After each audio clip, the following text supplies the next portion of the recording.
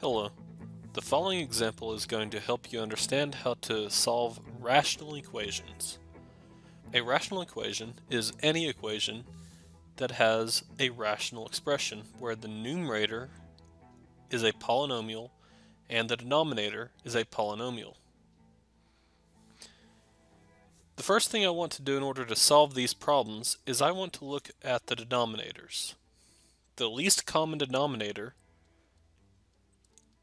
in this rational expression is 3 times x minus 1.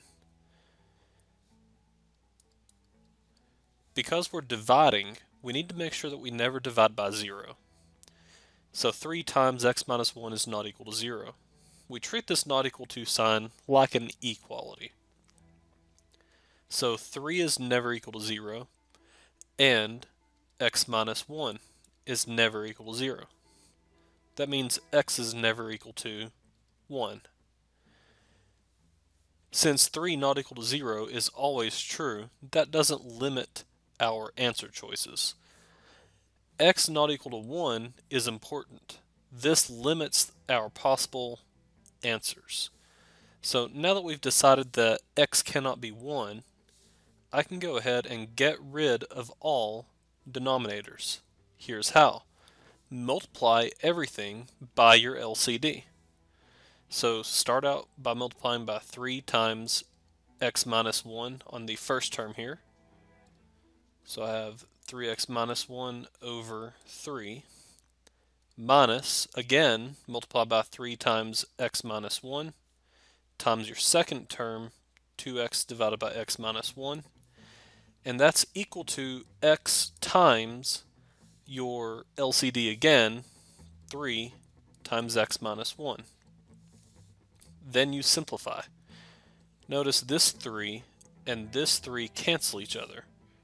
And this x minus 1 and this x minus 1 cancel each other as well. So I have x minus 1 times 3x minus 1. Here I have a negative 3 times 2x is equal to x times 3 times x minus 1. I'm going to go ahead and FOIL out these two factors. X minus 1 times 3x minus 1 gives me 3x squared minus 4x plus 1. Multiply this together gives me negative 6x is equal to, this is 3x times x minus 1. So that's 3x squared minus 3x. Notice I can subtract 3x squared from both sides. When I do that, the 3x squareds cancel each other. I'm going to combine like terms now. Negative 4x and negative 6x is negative 10x. And I still have my positive 1 is equal to negative 3x. I'm going to add 10x to both sides. This gives me 1 is equal to 7x. Now if I need to solve for x, I divide by 7. That means x is equal to 1 over 7. And that's my solution set. Now then, we have to make sure that this is not what we determined x could not be here. Since 1/7 is not 1, we don't have a problem. That means that 1/7 can still be a solution.